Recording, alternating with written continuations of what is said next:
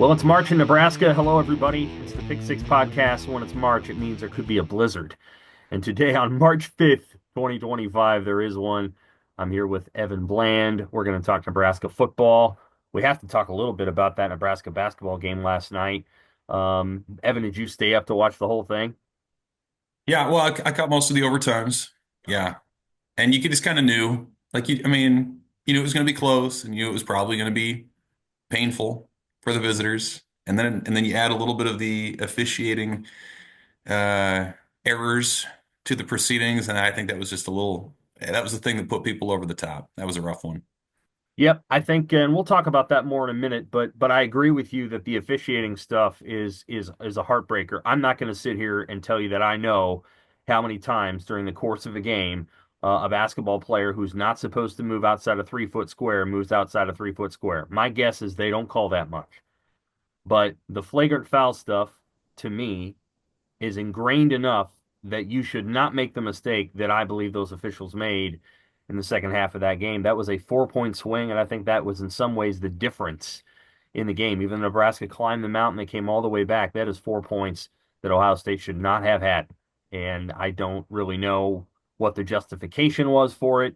It's the most innocuous flagrant foul that I've seen in some time. I'm not even sure he knew anything was back there. And of course, the definition of flagrant is unnecessary. It may have been unnecessary, but it was also innocuous. And so it has to be egregious, and it wasn't really egregious. We'll talk a little bit more about that basketball game when we get back to it. I want to thank everybody for listening to the Pick Six Podcast. Of course, you can always subscribe on Spotify and Apple. Get us there. You can also find us on the Omaha World-Herald website. That's a good place to find us.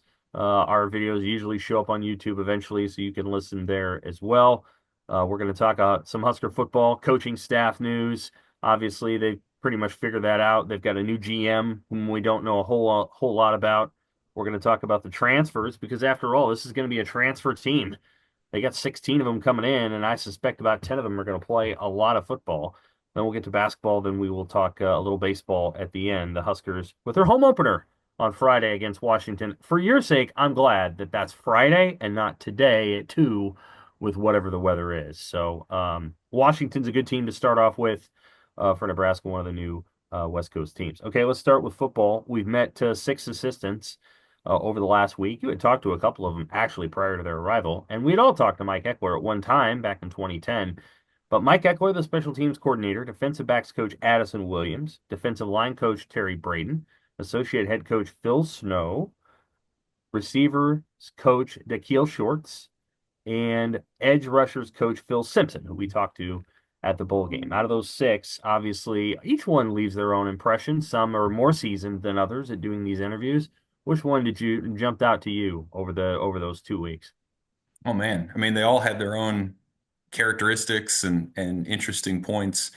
I suppose I would lead with Phil Snow in the sense that that's a higher. First of all, he said that Matt Rule had come after him when he came to Nebraska a couple years ago. I think that was assumed. I don't know that it had been put out there that clearly. I thought that was interesting, and he's one of those hires that wouldn't, I don't think, have been made 5 years ago in the sense that uh, he doesn't have to recruit. Like he can come in and be Right. an on-field coach, and I think he made that pretty clear in his media session. He said that's what he wants to do. Like that's where he has life. That's where his expertise lies, is that on the field coaching piece. And it confirmed, I think, a lot of what we had assumed, which is in this era when the head coach is being pulled in so many different directions and new directions, like how valuable then is it to have a guy who can just be a football guy, who can come in and focus on the team and to help game plan and collaborate and use decades of experience at the college and professional level to sort of take a step back. I think you can get such tunnel vision into a season. So I just think there's going to be a lot of value with what Phil Snow brings. Clearly knows what he's talking about, and just an invaluable sort of different perspective for Matt Rule as he's dealing with so many big picture items.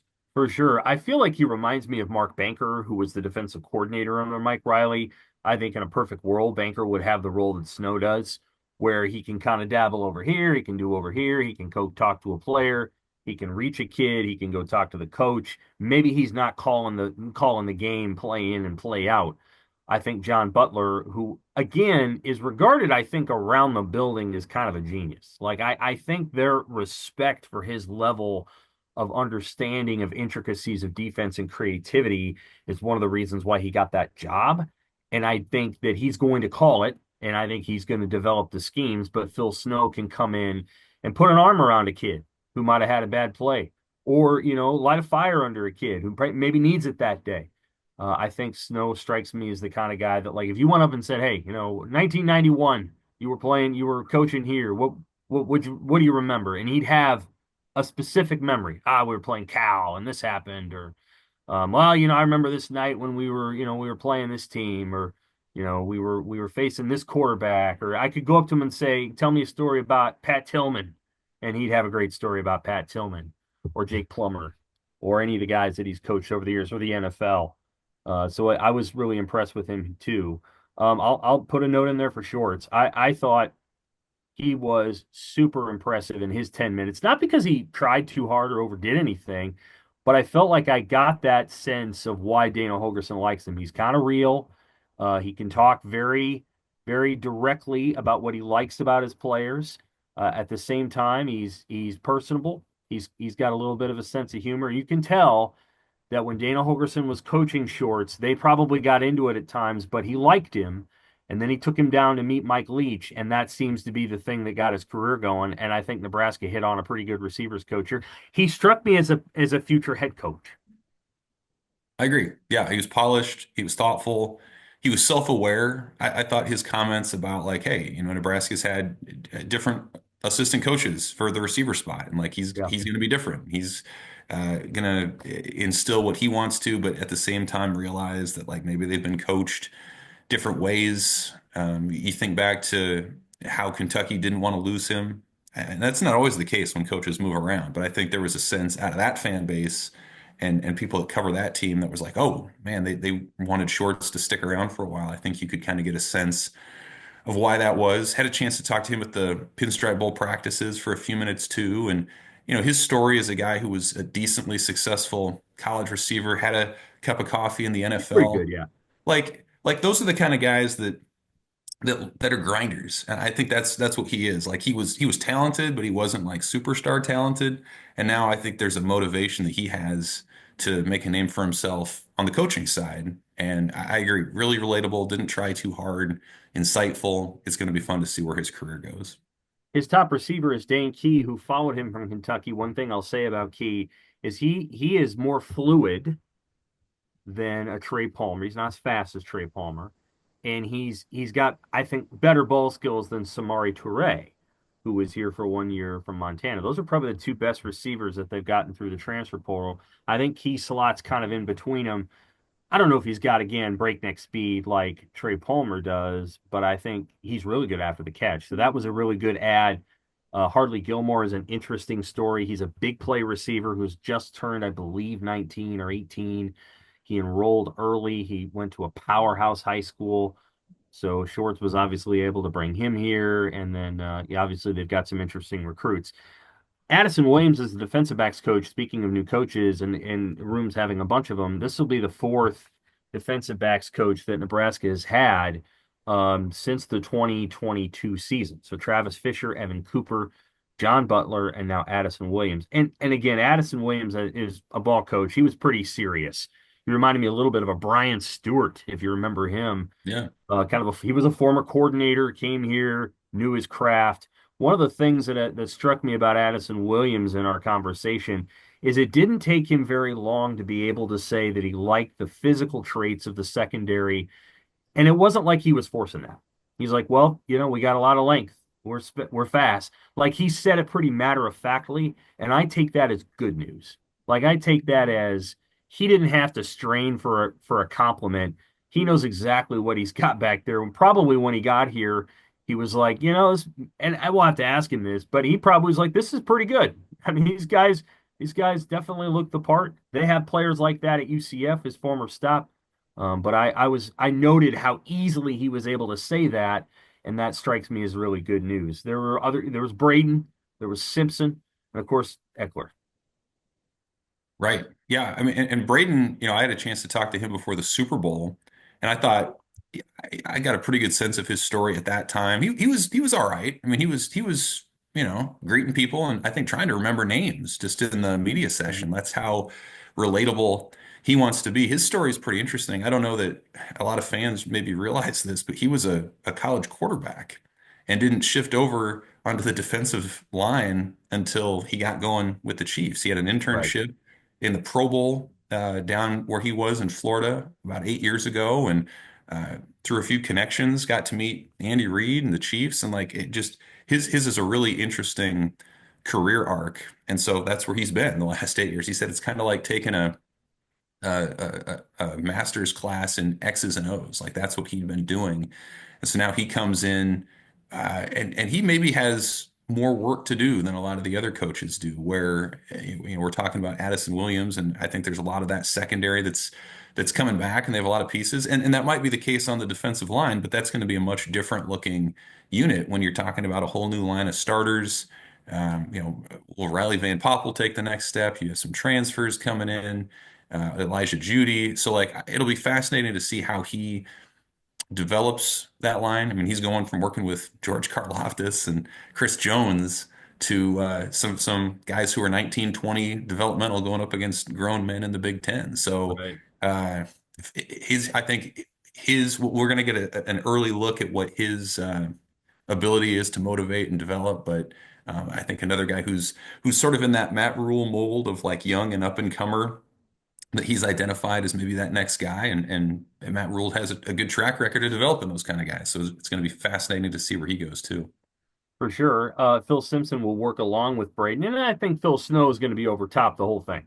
I think that that's going to be sort of a three guy thing where Snow is coordinating between the two, and Simpson is probably the team's best recruiter, one of them. He'll be the guy in Miami, and then I think Braden's going to have to find where he recruits. Probably going to be Kansas City and St. Louis. I mean, that makes sense for him because he's lived there for a while. Of course, Mike Eckler.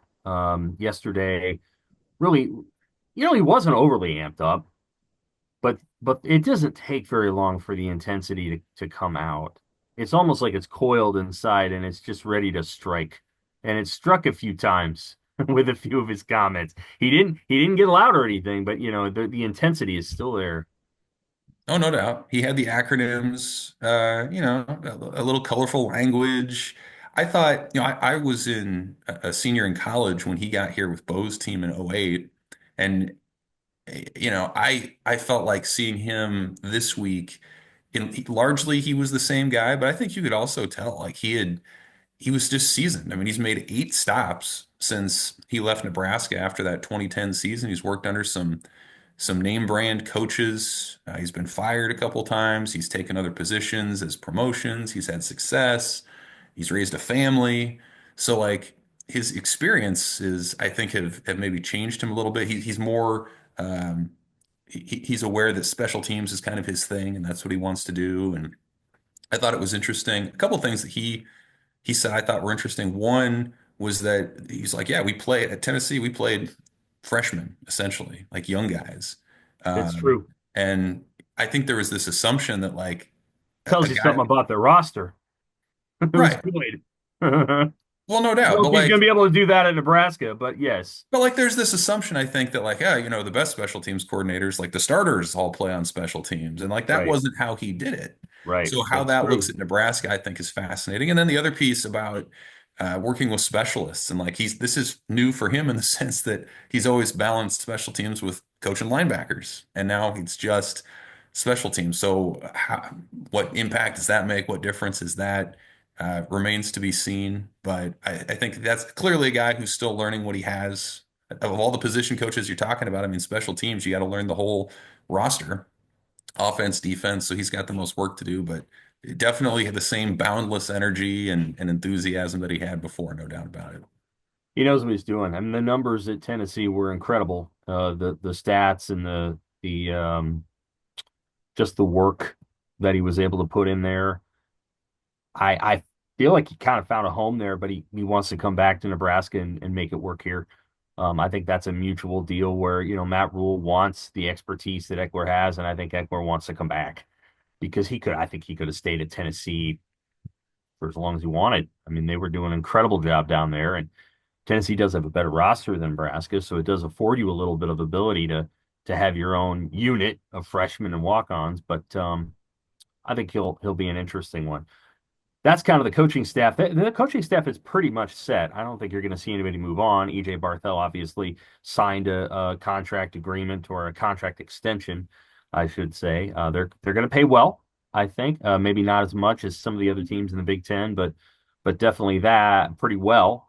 Still want to hear again from Dana Holgerson, who I think is huge to this team. Huge to this team. If you look at the brain trust they have on the defensive side of the ball, they damn well expect to be the number one defense in the country.